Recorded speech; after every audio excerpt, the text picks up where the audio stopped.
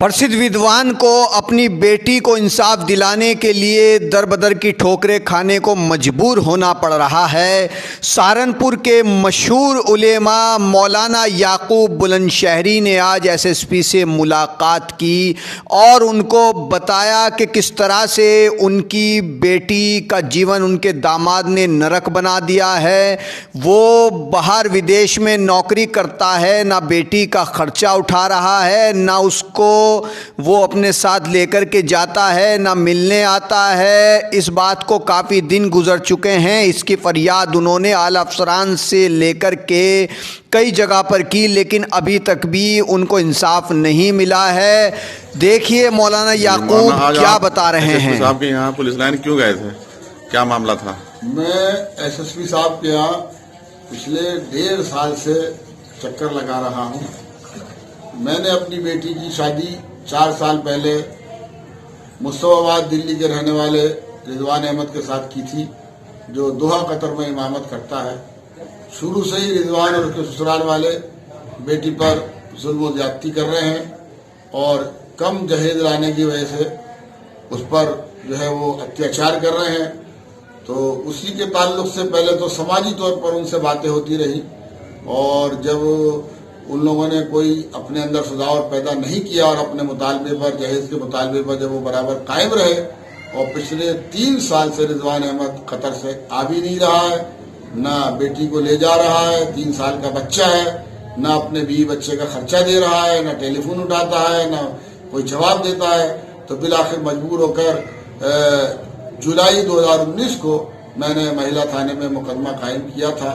उस मुकदमे की पैरवी के लिए बराबर मैं एसएसपी साहब के पास जा रहा हूं और डीआईजी साहब से भी कई मरतबा मिला हूं, एडीजी मेरठ से भी कई मरतबा मिला हूं, और सहारनपुर के मौजूदा हुकूमत के मिनिस्टर धर्म सिंह साहब और सुरेश राणा साहब और एमपी प्रदीप चौधरी साहब, एमपी हाजी फजल रहमान साहब, संजय गर्ग साहब, तमाम सम्मानित व्यक्तियों से मिलकर भी मैं एसएसपी साहब से मदद की गुहार लगा रहा हूं। और मैंने सेंट्रल गवर्नमेंट के भी कई चेयरमैनों और मिनिस्टरों से एसएसपी साहब को के पास सिफारिश कराई है कि मुकदमा नंबर 40/19 में कार्रवाई करके, मुल्जिमान के खिलाफ कार्रवाई करके, और खास तौर पर रिजवान अहमद को जल्द से जल्द कतर से इंडिया लाने के लिए वो कार्रवाई कराएं। लेकिन इन तमाम तर मेरी 1.5 साल कोशिशों के बावजूद मैं एसएसपी साहब को आईओ मुकदमा इंद्रजीत जी के सामने बेबस पा रहा हूं, मजबूर पा रहा हूं। मेरी समझ में ये बात नहीं आ रही कि हमारे मुल्क के वजीर आजम तो इस बात की तहरीक चला रहे हैं कि बेटी बचाओ बेटी पढ़ाओ।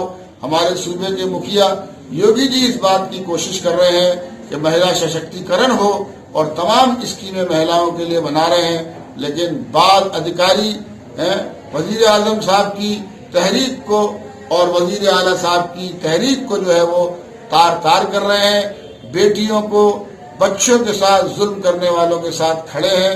मेरे मुकदमे में भी आईओ इंद्रजीत साहब ने वो बराबर मुल्जिमीन का साथ दिया है। शुरू से ही वो मुल्जिमीन के साथ खड़े हैं, उनको उनकी जमानतें करवा रहे हैं, उनकी मदद कर रहे हैं। उनको गिरफ्तारी उन्होंने आज तक 1.5 साल में किसी मुल्जिम की नहीं की है, और न ही रिजवान को कतर से बुलाने के लिए, जबकि लुकआउट नोटिस भी जारी है, रिजवान के एनबीडब्ल्यू भी जारी है, और हाई कोर्ट का ये ऑर्डर अभी रिजवान के भाई के लिए है कि वो उसकी एंटीसिपेटरी बेल तो हुई है, इस शर्त पर कि वो अपना पासपोर्ट जमा करे और मुकदमे में सहयोग करे। 1 महीना हो गया, बमुश्किल 1 महीने बाद मेरी अंतक कोशिशों से 18 मार्च को आईओ साहब तालिब का पासपोर्ट जमा करवा पाए, और आज तक उन्होंने 1 महीने में एक मरतबा भी हाई कोर्ट के ऑर्डर का पालन करते हुए तालिब को मुकदमे में सहयोग के लिए तलब नहीं किया है। और आईओ साहब इसमें पूरी गफलत बरत रहे हैं और मुल्जिमान के साथ खड़े हैं, और मैं बराबर कप्तान साहब से उनकी शिकायत कर रहा हूं।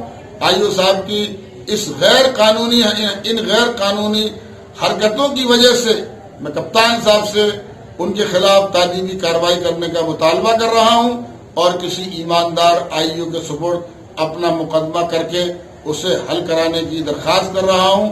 لیکن کپتان صاحب جو ہے مجھے یقین دلاتے ہیں، آئیو کو ڈانٹتے ہیں، ایسو کو ڈانٹتے ہیں، لیکن ان کے ڈانٹ ڈپٹ کا آئیو پر کوئی اثر نظر نہیں آتا. بہرحال یہ ہے کہ ہمیں انہی ادھیکاریوں کے پاس جانا ہے اور انہی سے انصاف کے لیے کوشش کرنی ہے. ضرورت پڑے گی تو ہم اس مسئلے کو لے کر وزیر اعلیٰ کے پاس لکھنؤ بھی جائیں گے، ڈی جی پی صاحب کے پاس جائیں گے اور دلی جا کر گرہ منتری صاحب سے اور پی ایم صاحب سے ہی ملاقات کریں گے. اور ہم یہ صرف میری عائشہ کا اور میری بیٹی کا مسئلہ نہیں ہے، ملک کی بیٹیوں کا اور ملک کی بہنوں کا مسئلہ ہے. بعض پولیس والے جو ہیں ملک کی بیٹیوں اور ملک کی بہنوں پر ظلم کرنے والوں کے ساتھ جو کھڑے ہوتے ہیں تو اسے دیکھ کر بہت دکھ اور تکلیف ہوتی ہے کہ یہ سنویدھان کی قسم لے کر سنویدھانک عہدوں پر بیٹھ کر سنویدھان کی رکشا کرنے والے ہی سنویدھان کا کھلا مذاق اڑا رہے ہیں. تو پھر عام جنتا کا کیا ہوگا؟ میں آج مجبور ہو کر 1.5 سال بعد میڈیا کے سہارے، آپ کے چینل کے سہارے میں اپنی آواز جو ہے وہ وزیر اعظم اور وزیر اعلیٰ اور دیگر سماج کے ذمہ داروں تک پہنچانا چاہتا ہوں کہ وہ جلد سے جلد میری بیٹی کو کیا نام ہے انصاف دلانے میں پوری میری مدد کریں. والسلام. مولانا محمد یعقوب بلند شہری، چیئرمین آل انڈیا دینی مدارس بورڈ.